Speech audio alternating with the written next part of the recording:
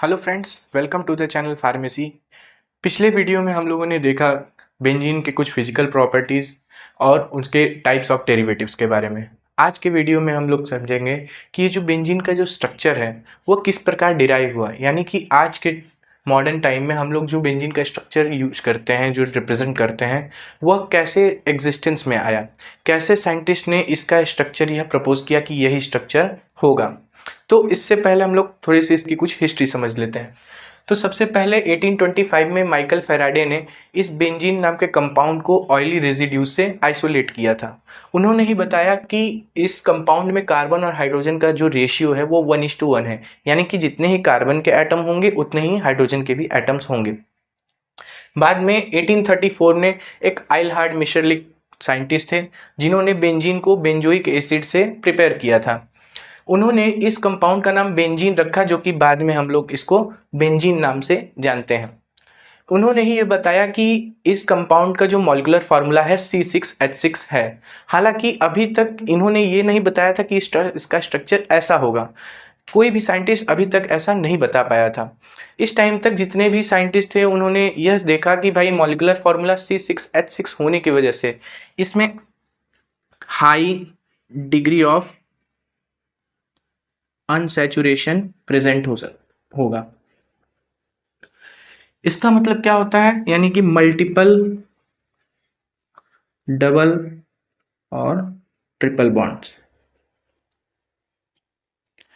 यह molecular formula होने से इससे यह साबित हो गया कि इस कंपाउंड में या बहुत सारे डबल या तो ट्रिपल बॉन्ड्स प्रेजेंट हैं, लेकिन अभी भी कोई एक प्रॉपर स्ट्रक्चर प्रपोज नहीं किया गया था। इस मॉलिक्यूलर फार्मूला को ध्यान में रखते हुए कई सारे साइंटिस्ट ने कुछ स्ट्रक्चर्स को प्रपोज किया, जिसमें थे ओपन चेन स्ट्रक्चर्स।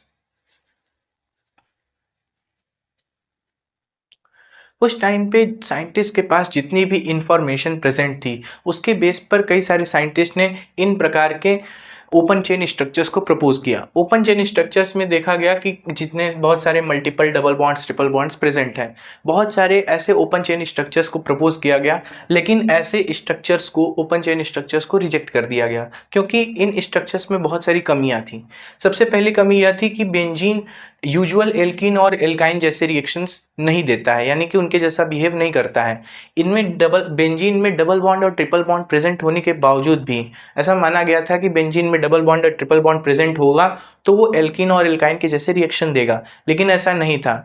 बेंजीन का जब एक्सपेरिमेंटली रिएक्शन कराया गया तो वो सब्स्टिट्यूशन रिएक्शंस देता था, जबकि एल्कीन और एल्काइन में जिनमें डबल बॉन्ड या ट्रिपल बॉन्ड प्रेजेंट होते हैं वो आसानी से एडिशन रिएक्शंस देते हैं, यानी कि उनमें डबल बॉन्ड और ट्रिपल बॉन्ड ब्रेक होते हैं और जो एटम्स हैं, मॉलिक्यूल्स हैं, वो आकर उस बॉन्ड पर जुड़ जाते हैं, जबकि बेंजीन के केस में ऐसा नहीं था। उसके अलावा benzene form only one kind of mono substituted derivatives.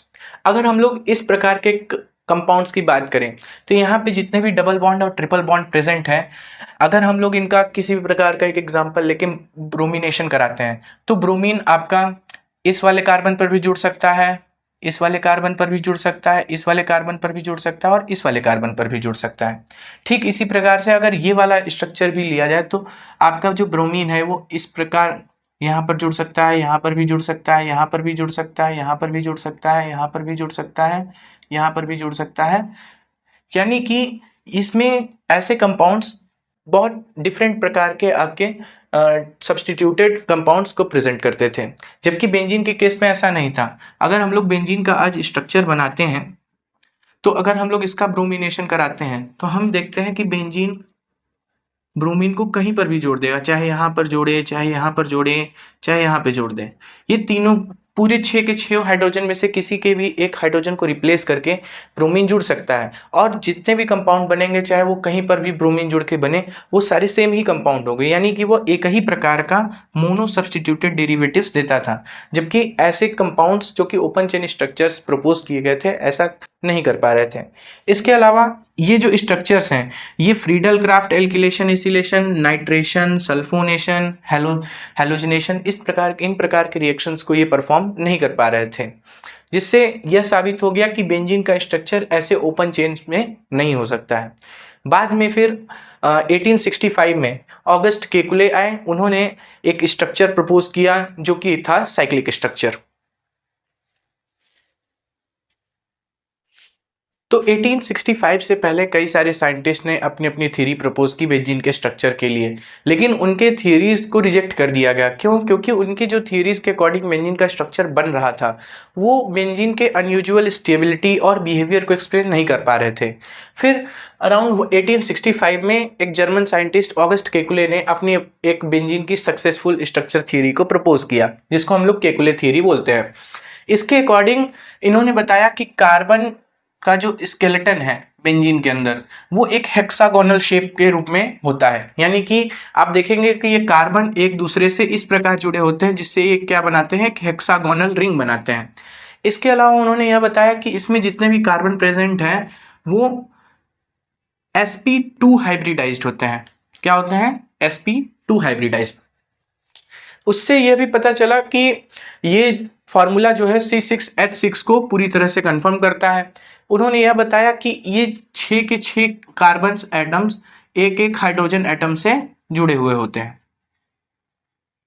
लेकिन अब यहाँ पे एक बात ये होती है कि कार्बन की वैलेंसी तो 4 होती है, लेकिन ये पूरी तरह से कंफर्म नहीं हो पा रहा था। तो उन्होंने यह बताया कि ये कार्बन कार्बन जो एडजेसेंट कार्बन आपस में जुड़े हुए होते हैं इनमें alternating single double bond present होता है। लेकिन यहाँ पे जब पहले और छठवें कार्बन के बीच में डबल बॉन्ड है तो पहले और दूसरे कार्बन के बीच में सिंगल बॉन्ड है। उन्होंने यह बताया कि अल्टरनेट होने के साथ साथ यह जो बॉन्ड्स हैं ये इतनी तेजी से रोटेट कर रहे होते हैं, इंटरचेंज हो रहे होते हैं, जिससे उन्होंने 2 प्रकार के स्ट्रक्चर्स को प्रपोज किया। ये जो बॉन्ड है ये इस तरफ घूमता है, ये वाला बॉन्ड इस तरफ घूमता है और ये वाला बॉन्ड इस तरफ घूमता है, जिससे क्या मिलता है, ये बेंजीन का दूसरा स्ट्रक्चर मिलता है। उन्होंने यह 2 स्ट्रक्चर्स को प्रपोज किया और इन्हें बोला गया केकुले स्ट्रक्चर। उन्होंने यह थ्योरी बताई कि ये जो पूरा स्ट्रक्चर है ये इतनी तेजी से इस स्ट्रक्चर में चेंज होता है, इंटरचेंज होता है कि इन दोनों को अलग करना पॉसिबल नहीं है। उन्होंने जो थ्योरी एक्सप्लेन की उसमें यह भी बताया क्या कि बेंजीन मोनो सब्स्टिट्यूटेड डेरिवेटिव्स किस प्रकार से फॉर्म करता है। अगर हम लोग एक एग्जांपल के तौर पे समझें तो आप देखेंगे बेंजीन का अगर हम लोग रिएक्शन कराते हैं तो क्या मिलता है, क्लोरीनेशन कराने पर हमें मिलता है क्लोरोबेंजीन और HCl। तो जब बेंजीन का क्लोरीनेशन कराया गया तो क्लोरोबेंजीन मिला। इससे यह साबित हुआ कि आपका जो बेंजीन है वो मोनो सब्स्टिट्यूटेड डेरिवेटिव देता है, ना कि एडिशन रिएक्शन। हालांकि केकुले ने जो अपनी थ्योरी एक्सप्लेन की, अपनी थ्योरी प्रपोज की, तो उसमें कई सारी कमियां पाई गई, जैसे कि वो कई सारे बेंजीन के फैक्ट्स को एक्सप्लेन नहीं कर पा रहा था।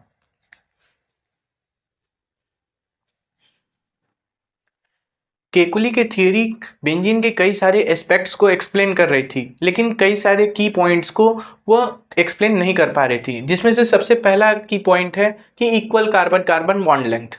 अगर केकुले की माना जाए तो केकुले के अकॉर्डिंग बेंजीन के पास अल्टरनेट सिंगल डबल बॉन्ड होते हैं, यानी कि कार्बन कार्बन के बीच में डबल बॉन्ड प्रेजेंट होता है और कार्बन कार्बन के बीच में सिंगल बॉन्ड प्रेजेंट होता है। ऑर्डिनरी जो कार्बन और कार्बन के बीच में सिंगल बॉन्ड है उसकी जो बॉन्ड की लेंथ होती है वो होती है 1.54 एंगस्ट्रॉम। अगर नॉर्मल एल्कीन की बात की जाए तो कार्बन कार्बन के बीच में जो डबल बॉन्ड प्रेजेंट होता है उसके बीच में होता है 1.34 एंगस्ट्रॉम। लेकिन जो बेंजीन का एक्सपेरिमेंटली देखा गया कि बेंजीन में कार्बन कार्बन के बीच में जो डबल बॉन्ड्स हैं, यानी कि कार्बन कार्बन के बीच की जो बॉन्ड की लेंथ है बेंजीन के अंदर, वो देखी गई 1.39 एंगस्ट्रॉम। ये केकुले की थ्योरी इस चीज को एक्सप्लेन नहीं कर पा रही थी और यहाँ पे यह बताया गया था कि कार्बन कार्बन के बीच में जो सिंगल डबल बॉन्ड है वो अल्टरनेटिंग है, लेकिन यहाँ पर बेंजीन की जो रियल बॉन्ड लेंथ थी वो थी 1.39 एंगस्ट्रॉम, जो कि हर एक कार्बन कार्बन के बीच की बराबर की थी। यानी कि अगर आप पहले वाला कार्बन, दूसरा कार्बन, तीसरा, चौथा, पांचवा, छठवां, आप किसी भी 2 कार्बन्स को लेंगे और उनके बीच का बॉन्ड लेंथ देखेंगे बेंजीन के अंदर तो वह आएगा 1.39 एंगस्ट्रॉम। लेकिन केकुले की जो थ्योरी थी वह इस चीज को एक्सप्लेन नहीं कर पा रही थी। इसके अलावा benzene undergoes substituted substitution reaction rather than addition reaction.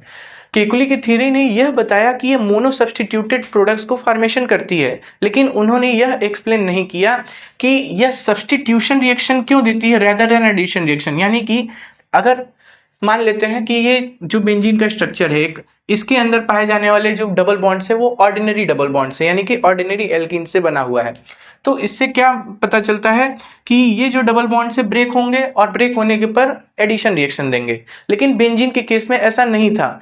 Benzene addition reaction दे रहा था, लेकिन बहुत ही ज़्यादा हार्श कंडीशंस में एडिशन रिएक्शन दे रहा था। जैसे कि टेम्परेचर बहुत ज़्यादा चाहिए होता है, एक कैटलिस्ट के प्रेजेंस होना जरूरी है, उसके अलावा एटमॉस्फेरिक प्रेशर ज़्यादा होना चाहिए। ऐसे हार्श कंडीशंस में वो एडिशन रिएक्शन आसानी से दे पा रहा था। लेकिन नॉर्मल कंडीशंस में वो किस प्रकार के रिएक्शंस को दे रहा था? Substitution reaction.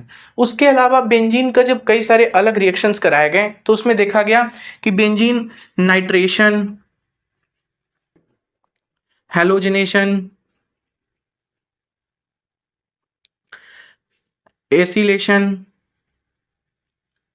एल्किलेशन, इन प्रकार के रिएक्शंस को दे रहा है, जिसमें जो कंपाउंड्स प्रेजेंट फॉर्म होते थे वो किस प्रकार के फॉर्म होते थे? वो सब्स्टिट्यूटेड फॉर्म होते थे। यानी कि बेंजीन आसानी से सब्स्टिट्यूशन रिएक्शन तो दे रहा था, लेकिन वो आसानी से एडिशन रिएक्शंस को परफॉर्म नहीं कर पा रहा था। केकुली की थ्योरी ये इस चीज को भी एक्सप्लेन नहीं कर पा रही थी।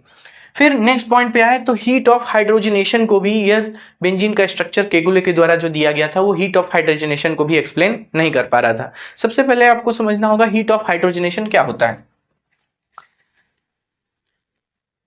अगर एक नॉर्मल बॉन्ड की बात की जाए, कार्बन कार्बन के बीच में डबल बॉन्ड जो कि एल्कीन्स में पाए जाते हैं, तो अगर कार्बन कार्बन के बीच में जो डबल बॉन्ड है उसका हम लोग अगर हाइड्रोजनेशन कराते हैं तो हाइड्रोजनेशन कराने पर यह बॉन्ड ब्रेक होता है, और बॉन्ड ब्रेक होने पर एनर्जी रिलीज होती है। यानी कि जो एक एनर्जी रिलीज होती है वह होती है अराउंड 28.6 किलो कैलोरी पर मोल। यानी कि एक डबल बॉन्ड टूटने पर, यानी कि एक डबल बॉन्ड टूट के अगर हाइड्रोजन उसमें जुड़ रहा है तो वो एनर्जी कितनी रिलीज हो रही थी? 28.6 किलो कैलोरी पर मोल रिलीज हो रही थी। इसी को बोलते हैं हीट ऑफ हाइड्रोजनेशन। क्या कि अगर एक डबल बॉन्ड टूटने पर हाइड्रोजन जुड़ता है तो उससे जितनी एनर्जी रिलीज होती है उसको बोलते हैं हीट ऑफ हाइड्रोजनेशन। केकुले के अकॉर्डिंग इस बेंजीन के स्ट्रक्चर में नॉर्मल डबल बॉन्ड्स प्रेजेंट थे। अगर हम इस चीज को मान के चलें कि डबल बॉन्ड्स नॉर्मल प्रेजेंट थे तो 3 डबल बॉन्ड टूटने पर इसके 3 गुने एनर्जी को रिलीज होना चाहिए था। यानी कि कितना? 28.6 इंटू 3 अराउंड 85.8 किलो कैलोरी पर मोल एनर्जी रिलीज होनी चाहिए थी अगर बेंजीन के पास normal ordinary double bonds present हैं तो।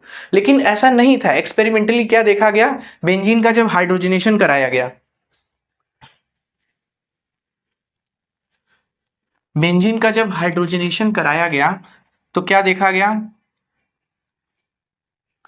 इसका हाइड्रोजनेशन कराया गया around 200 degree Celsius in the presence of निकल। तो क्या देखने को मिला? हमें मिला प्रोडक्ट साइक्लोहेक्सेन, लेकिन जो एनर्जी रिलीज हुई वो अराउंड 49.6 किलो कैलोरी पर मोल। इतनी एनर्जी रिलीज हुई। कितनी रिलीज हुई? 49.6 किलो कैलोरी पर मोल, जो कि बहुत ही ज्यादा अनयूजुअल था।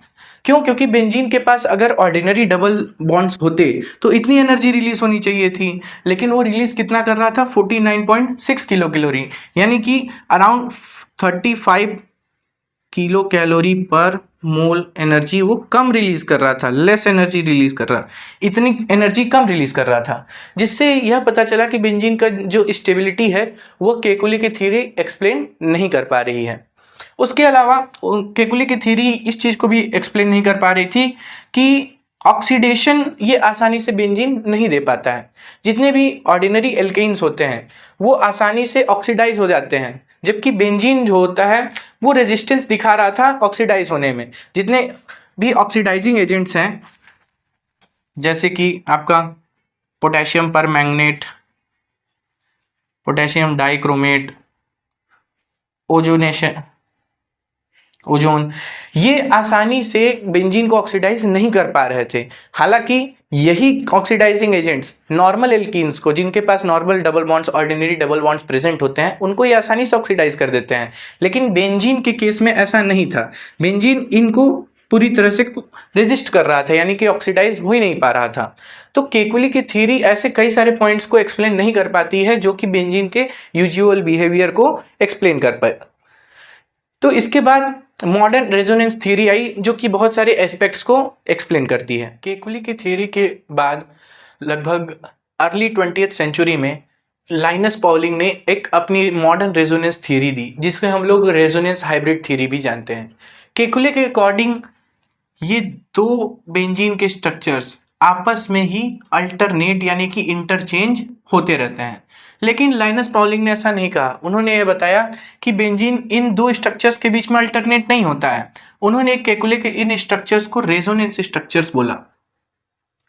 रेजोनेंस स्ट्रक्चर्स, या तो इन्हें क्या बोला गया, कैनोनिकल फॉर्म्स। रेजोनेंस स्ट्रक्चर्स या तो कैनोनिकल फॉर्म्स। जो एक्चुअल बेंजीन का मॉलिक्यूल है वह इन दोनों रेजोनेंस स्ट्रक्चर के बीच का हाइब्रिड है। हाइब्रिड का मतलब होता है जिनमें दोनों की प्रॉपर्टी होती है। यानी कि उन्होंने यह बताया कि ये जो बेंजीन के दो स्ट्रक्चर हैं, ये इन दोनों में से कोई नहीं है, ये इन दोनों के बीच का एक हाइब्रिड स्ट्रक्चर है। अकॉर्डिंग टू लाइनस पॉलिंग, उन्होंने अपने मॉडर्न रेजोनेंस थ्योरी में इस चीज को बताया, जिसमें से all 6 pi electrons are delocalized. अब यहाँ पे ये जो बेंजीन का स्ट्रक्चर है, इसमें आप देखेंगे कि हर कार्बन कार्बन के पास क्या है, एक पाई बॉन्ड प्रेजेंट है। इस वाले कार्बन पे भी है, इस वाले पे भी है, इस वाले पे भी है, इस वाले पे भी है, इस वाले पे भी है, इस वाले पे भी है। पाई बॉन्ड्स में क्या पाए जाते हैं, pi electrons. According to this theory, ये जो पाई इलेक्ट्रॉन्स हैं ये पूरी तरह से क्या हो रहे हैं, मूव कर रहे हैं। कहाँ पे मूव कर रहे हैं, आपके पूरे कार्बन पर मूव कर रहे हैं। यानी कि अगर हम लोग इसको ऐसे रिप्रेजेंट करें कि ये जो डबल बॉन्ड्स हैं ये किस प्रकार से हैं, आपके इस प्रकार से मूव कर रहे हैं। कहाँ पे, हर एक कार्बन, पूरे 6 के 6 कार्बन पर आपका क्या हो रहा है, मूव कर रहा है। जिससे यह साबित होगा कि आपके 6 के 6 कार्बन एटम्स में जो डबल बॉन्ड और सिंगल बॉन्ड प्रेजेंट है वो फिक्स नहीं है। यानी कि ये जो पाई बॉन्ड्स हैं, पाई इलेक्ट्रॉन्स है, ये मूव कर रहे हैं, अपनी जगह पर टिक ही नहीं रहे हैं अकॉर्डिंग टू दिस थ्योरी। अब इस थ्योरी के अकॉर्डिंग कुछ और बताया गया, जिसमें यह पता चला कि कार्बन एटम्स जो है वो sp2 हाइब्रिडाइज्ड है। ये तो केकुले ने भी बताया था। उसके अलावा उन्होंने यह बताया कि ये जो मॉलिक्यूल का शेप है वो प्लेनर है।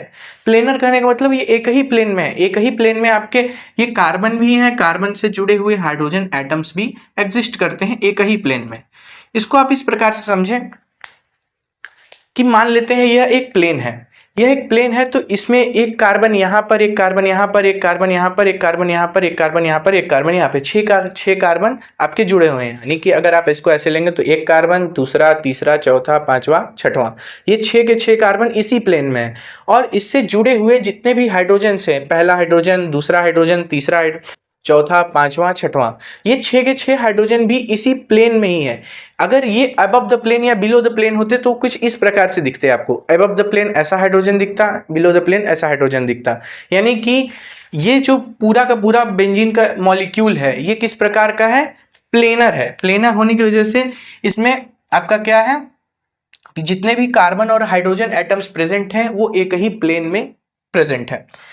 यहाँ पे एक और चीज बताई गई इस थियरी के अकॉर्डिंग कि जो बॉन्ड एंगल्स हैं वो 120 डिग्री सेल्सियस 120 डिग्री के हैं। यानी कि कार्बन कार्बन के बीच का जो बॉन्ड एंगल है वो कितना है, 120 डिग्री का है। उसके अलावा इस थियरी के अकॉर्डिंग बताया गया कि each carbon forms 3 sigma bonds and 1 unhybridised P orbitals. आप देख सकते हैं कि अगर हम लोग इस चीज को हटा दें तो कार्बन क्या बना रहा है, 1 2 3 सिग्मा बॉन्ड बना रहा है। सिग्मा का मतलब होता है सिंगल बॉन्ड।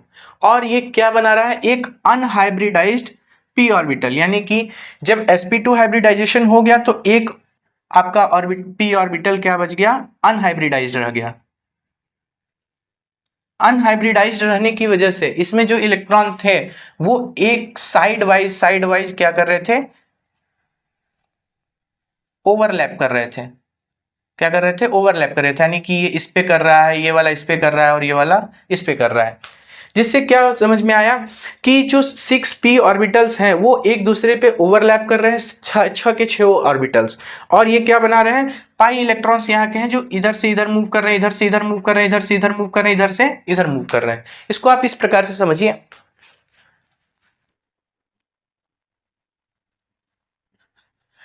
कि ये बेंजीन है, इसमें क्या है, एक अनहाइब्रिडाइज्ड p ऑर्बिटल है, हाइड्रोजन लगा हुआ है इसमें। इनमें जो ये अनहाइब्रिडाइज्ड p ऑर्बिटल्स हैं, इनमें पाए जाने वाले जो इलेक्ट्रॉन्स हैं वो इससे ओवरलैप कर रहे हैं, ये वाला इससे ओवरलैप कर रहा है, फिर ये वाला इससे ओवरलैप कर रहा है, ये वाला इससे ओवरलैप कर रहा है, ये वाला इससे ओवरलैप कर रहा है, और ये वाला इससे ओवरलैप कर रहा है। यानी कि 1 2 3 4 5 6 कार्बन के जितने भी आपके p ऑर्बिटल्स हैं जो कि अनहाइब्रिडाइज्ड हैं, वो क्या कर रहे हैं, ये साइड वाइज यानी कि अपन एक दूसरे के मतलब आगे अगल बगल ही क्या कर रहे हैं, ओवरलैपिंग कर रहे हैं, जिससे क्या हो रहा है कि जो पाई इलेक्ट्रॉन्स हैं वो डीलोकलाइज हो जा रहे हैं। डीलोकलाइज कहने का मतलब अपनी जगह पे न रुकना, वो अपनी जगह पे टिक ही नहीं रहे हैं, वो कहाँ पे जा रहे हैं, अपनी जगह से मूव कर जा रहे हैं, अपने ऑर्बिटल से दूसरे में, दूसरे से तीसरे से ओवरलैप कर रहे हैं, तीसरा चौथे से कर रहा है, चौथा पांचवें से, छठवें से, छठवां पहले से। जिससे क्या पता चला कि इस बेंजीन के रिंग के ऊपर, इस बेंजीन के रिंग के ऊपर, यानी कि अगर हम लोग माने ये बेंजीन है, ये बेंजीन के रिंग के ऊपर एक इलेक्ट्रॉन क्लाउड बन गया। इलेक्ट्रॉन क्लाउड में क्या थे, पाई इलेक्ट्रॉन्स थे, ऊपर भी और नीचे भी। आप इसको ध्यान से समझिएगा कि ये क्या है, above the plane below the plane नहीं है, ये बेंजीन प्लेन में ही है, और वो जो पाई इलेक्ट्रॉन्स के क्लाउड बन रहे थे वो भी कहाँ पे है, आपके प्लेन में ही है।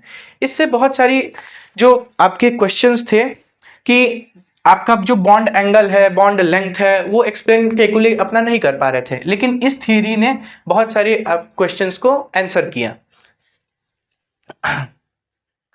केकुली की थ्योरी जिन पॉइंट्स को एक्सप्लेन नहीं कर पा रही थी, ये मॉडर्न रेजोनेंस हाइब्रिड थ्योरी उन पॉइंट्स को बहुत ही आसानी से एक्सप्लेन करती है। सबसे पहला जो पॉइंट था इक्वल बॉन्ड लेंथ्स का।